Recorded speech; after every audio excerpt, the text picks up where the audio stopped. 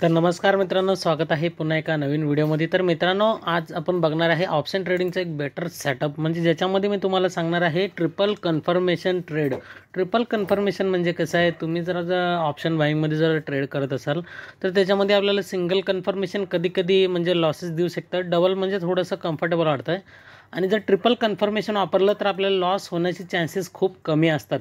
त्यामुळे आज मी तुम्हाला दाखवणार आहे ट्रिपल कन्फर्मेशनचं एक ट्रेडिंग सेटअप, ज्याच्या मदतीने तुम्ही चांगल्यात चांगलं बेटर ट्रेडिंगमध्ये रिझल्ट काढू शकताय। आणि इथं मी काय केलेलं आहे, हा जिरोदाचा चार्ट घेतलेला आहे, कारण की कसं आहे ट्रेडिंग व्ह्यूवरती 3 इंडिकेटर आपल्याला बसणार नाहीत। ओके, तिथं दोनपेक्षा जास्त जर इंडिकेटर आपण घेतला ट्रेडिंग व्ह्यूवरती तर तिथं आपल्याला प्रीमियम लागू शकतं, त्यामुळे फ्रीमध्ये फक्त 2च इंडिकेटरचं प्रोव्हाइड आहे। पण हा मी घेतलेला आहे जिरोदाच्या प्लॅटफॉर्मवरती। जिरोदाचं मी कुठल्याही प्रकारचं प्रमोशन वगैरे काय करत नाही आहे, बस त्याच्यामध्ये मल्टिपल आपण इंडिकेटर वापरू शकता, म्हणून मी जिरोदावरती आज दाखवणार आहे। तर जिरोदामध्ये तुमच्याकडे जर अकाउंट असेल तर ठीक आहे, चांगलीच गोष्ट आहे। जर नसेल तर या व्हिडिओच्या डिस्क्रिप्शनमध्ये लिंक देतो मी, तिथून जाऊन तुम्ही साईनअप करू शकता, जिरोदावरती अकाउंट काढू शकता। आणि ह्याच्यामध्येच मी अशा प्रकारचं सेटिंग दाखवतो। हे जर दुसरीकडे कुठं पण 3पेक्षा जास्त इंडिकेटर जर आपल्याला यूज करता येतं तर त्या ठिकाणी तुम्ही याला वापरू शकताय।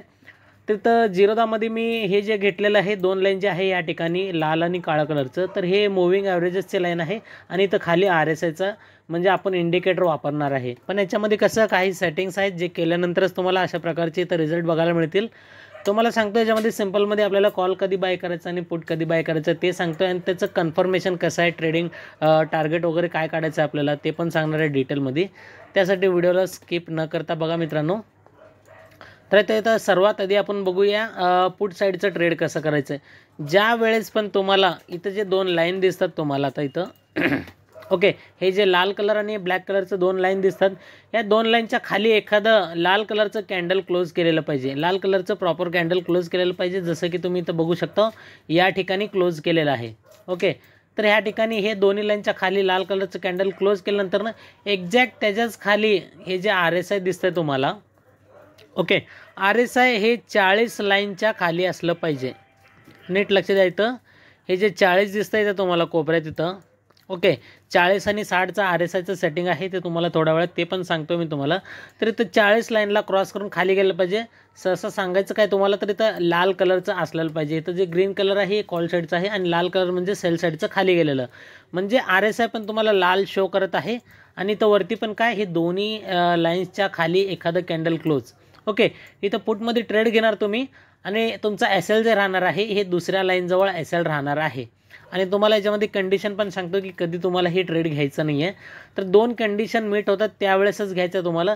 तर पहिलं कॅन्डलवरती आपल्याला इथं खाली काय कन्फर्मेशन तेवढं स्ट्रॉंग नव्हतं, त्यामुळे आपण ट्रेड घेऊ शकत नाही आहे। थोडं असं लाल व्हायला पाहिजे खालचं पण RSI, मग हे कॅन्डलवरती आहे, नीट बघितलं तुम्ही एकच मिनिट तर इथं बघू शकता मी कर्सर लावलेला आहे। तर या कॅन्डलवरती आपलं पूर्ण फुल फेल होत आहे, कुठल्या या कॅन्डलवरती।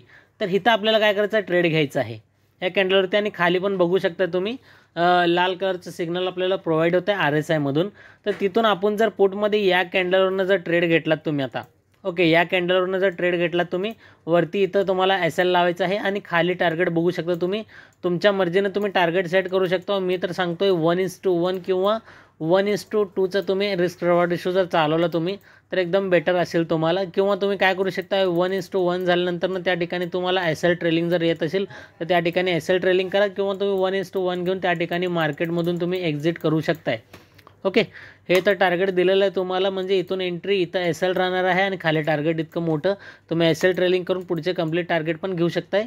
हे झालं कॉल साईड। आणि कॉल साईडचं अजून एक दाखवायचं म्हणलं तर काय तुम्हाला, इथं पण तुम्ही बघू शकताय, इथं वरती पण कुठं गेलेलं आहे 2 लाईनच्या खाली, तर मार्केट वरती गेलेलं आहे ऑलरेडी, तुम्ही बघित असेल तिथं ऑलरेडी इथं मार्केट वरती गेलेलं आहे, खालून वरती गेलं इथं, वरतून पुन्हा ज्यावेळेस खाली येतं ना तर या कॅन्डलने इथं क्लोज दिलेलं आहे। पण एक्झॅक्ट जर ह्याच्या खाली आपण जर बघितलं, RSI कन्फर्मेशन देत नाही आहे, म्हणजे 40च्या खाली नाही आहे। हे जे 40 आहे RSIचं, तर हे 40च्या खाली असायला पाहिजे, 40च्या खाली असायला पाहिजे। 40च्या जर खाली गेलं तर त्यावेळेला आपल्याला कन्फर्म आहे की इथून आपण पुट साईडला ट्रेड घेऊ शकतोय। तेच जर तुम्ही इथं बघितलं 40च्या खाली इथं गेलेलं आहे या कॅन्डलवरती, तर इथून जर आपण ट्रेड घेतलं, वरती SL लावणार आपण, आणि खाली जर ट्रेड बघितलं तर आपल्याला इथपर्यंत ट्रेड मिळालेला आहे। ओके, म्हणजे जर RSI आणि वरती दोन्ही कन्फर्मेशन पाहिजे, त्यावेळेस आपण ट्रेड घेणार. खाली पण इथं थोडंसं लाल तरी पाहिजे या ठिकाणी, मग आपण ट्रेडमध्ये घेऊ शकतो आहे. ओके, हे झालं पुट साईडचं 2 उदाहरण तुम्हाला दाखवलेलं आहे. आता कॉल साईडचं बघूया या ठिकाणी. तर इथं कॉल साईडचं काय झालेलं आहे, इथं वरती इथं क्लोज झालेलं आहे. त्याच्या अगोदर पण इथं बऱ्याच ठिकाणी क्लोज झालेलंच आहे, पण इथं कसं ह्याच्यामध्ये आपल्याला कन्फर्मेशन नव्हतं RSIमध्ये. तर RSIमध्ये ह्या 60च्या वरती जायला पाहिजे, जवळपास 60च्या वरती गेल्यानंतर ना वरती एखादं कॅन्डल क्लोज पाहिजे. आता इथं 60च्या वरती म्हणजे कुठं आहे, नीट बघितलं तर इथं 60च्या वरती आलेलं आहे आणि एक्झॅक्ट ह्याच्याच वरती जर बघितलं या कॅन्डलवरती आपल्याला ट्रेड मिळू शकते कॉल साईडला. पण इथं कसं आहे, 8 तारीख 2रा महिना म्हणजे इथं काय, हे तारीख इथं एंड झालेलं आहे, म्हणजे इथं काय आहे, दिवसाचं पूर्ण वेळ संपून निघून गेलेला आहे. तर मार्केटच्या शेवटीला तुम्हाला जर सिग्नल मिळत असेल तर त्या ठिकाणी ट्रेड करूच नका, कारण की शेवटच्या मोमेंटला मार्केट कुठल्या साईडला जाऊन क्लोज करेल सांगता येत नाही. त्यामुळं शेवटच्या आणि चालू मोमेंटवर लगेच ट्रेड घेऊ नका, थोडंसं वेट करा. मार्केट सुरू झाल्यावर पण वेट करून त्यानंतरच ट्रेड घ्या. बघा इथं बऱ्याच ठिकाणी काय झालं आहे, इथं वरच्या साईडला इथं क्लोज झालेलं आहे. दोन्ही लाईनच्या वरती जसं तुम्हाला म्हणलं हिरवा कलरचं कॅन्डल असल्यावर आपल्याला काय करायचं आहे, कॉल साईडला ट्रेडिंग करायचं आहे. पण इथं खाली RSIनं कन्फर्मेशन दिलेलं नाही. RSI तुम्हाला अशा प्रकारे कन्फर्मेशन द्यायला पाहिजे, एक तर हिरवा कॉल साईडला किंवा इथं लाल आहे हे पुट साईडला, तुम्हाला असं RSIनं कन्फर्मेशन दिलेलं पाहिजे. कॉल साईडला म्हणजे काय, RSI 60च्या वरती गेलेलं पाहिजे आणि पुट साईड म्हणजे काय, RSI 40च्या खाली गेलेलं पाहिजे, मग तुम्हाला कन्फर्मेशन असू शकतं त्या ठिकाणी. ओके, तर इथं पण बघू शकता या ठिकाणी इथं पण मिळालेलं आहे. पुढचं ट्रेड इथं लाल कलरनं खाली क्लोज दिलेलं आहे दोन्ही लाईनच्या खाली. इथून जर ट्रेड घेतला एक्झॅक्ट त्याच्याच खाली बघितलं आपण RSI पण इथं जवळपास 40च्या खाली जात आहे. ओके, तर या ठिकाणी आपण जर परफेक्ट ट्रेड जरी म्हणलं या ठिकाणी, हे बघा हे मोठं जे रेड कलरचं कॅन्डल आहे, तर इथं बघू शकता इथून पण तुम्ही जर ट्रेड घेतलं तर इथून इथपर्यंत तुम्हाला ट्रेड मिळू शकतं आहे. ओके, तर हे मी तुम्हाला दाखवत आहे RSIच्या याच्यामध्ये, सॉरी झिरोदाच्या याच्यामध्ये. तर याच्यामध्ये आपल्याला काय करायचं अजून एक,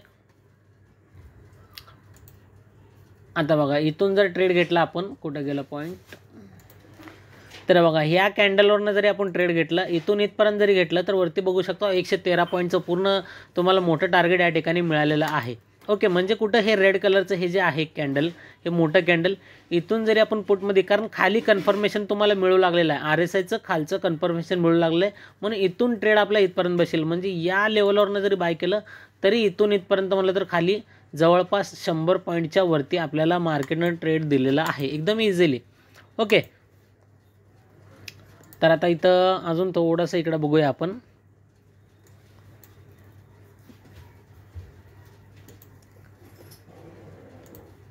ओके,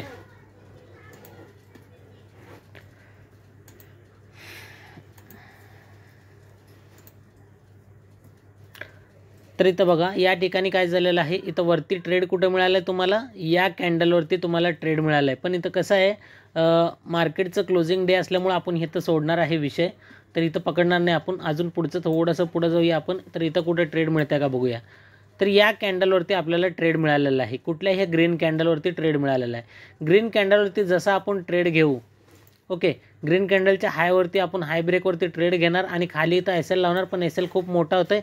पण इथं मार्केटचा क्लोजिंग डे असल्यामुळे आपण याचा पण विषय सोडणार आहे. आपण याला काय करणार आहे, एका नवीन ह्याच्यावरती बघणार आहे. ओके, तर इथं थोडंसं वरती इथं बघितलं आपण,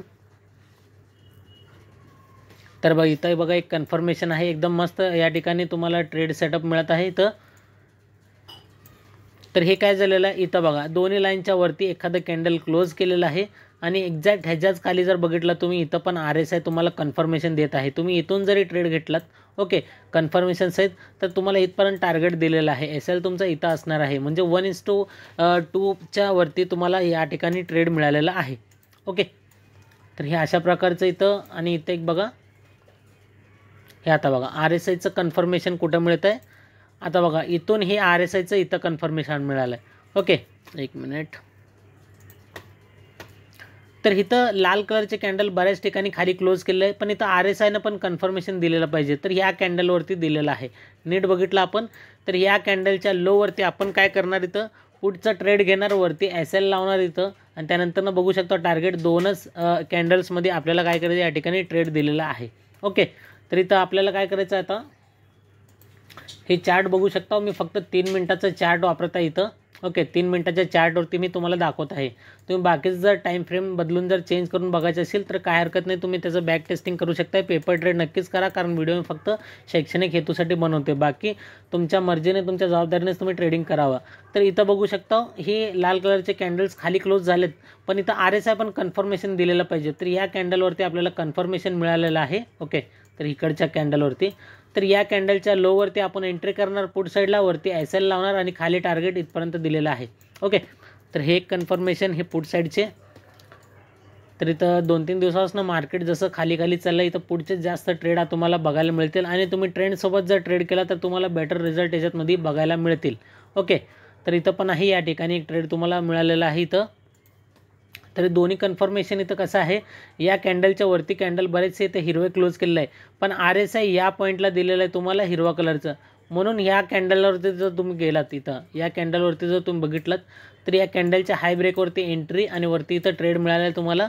एकदम इझिली सांगायचं म्हणलं तर काय, इथं या कॅन्डलवरती तुम्हाला मिळणार ट्रेड. इथं बघू शकता एक्झॅक्ट या कॅन्डलच्या वरती हाय ब्रेकला ट्रेड घेणार तुम्ही कॉल साईडला आणि SL या कॅन्डलच्या इथं खाली लावू शकता तुम्ही. इथं जवळपास एक पाठीमागचं कॅन्डल किंवा या कॅन्डल जर मोठा असेल तर लोला लावा, किंवा त्या ठिकाणी तुम्ही लास्ट स्विंगचा SL ठेवू शकता. हे बँक निफ्टीमध्ये आहे, थोडंसं मोठा SL लागू शकता आणि वरती इथपर्यंत टार्गेट दिलेलं आहे मार्केटनं.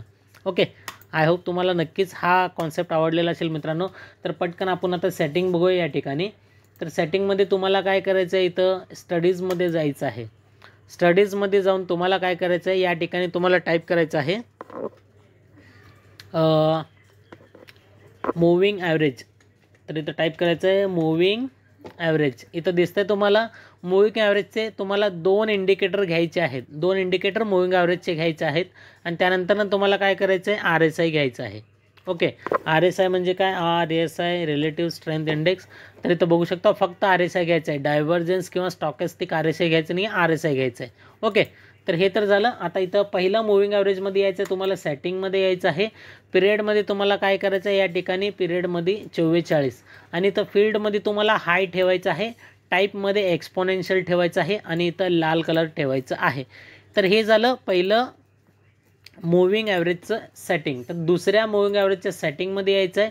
इथं 44 ठेवायचं आहे, अगोदर पण 44, ह्याच्यात पण 44 आणि अगोदरच्या मूविंग ॲव्हरेजमध्ये इथं फील्डमध्ये आपण हाय ठेवलं, ह्या फील्डमध्ये आपल्याला लो ठेवायचं आहे. टाईप आपल्याला दोन्हीकडे एक्सपोनेन्शियलच ठेवायचं आहे आणि इथं कलर जे आहे ते ब्लॅक करून घ्यायचं आहे.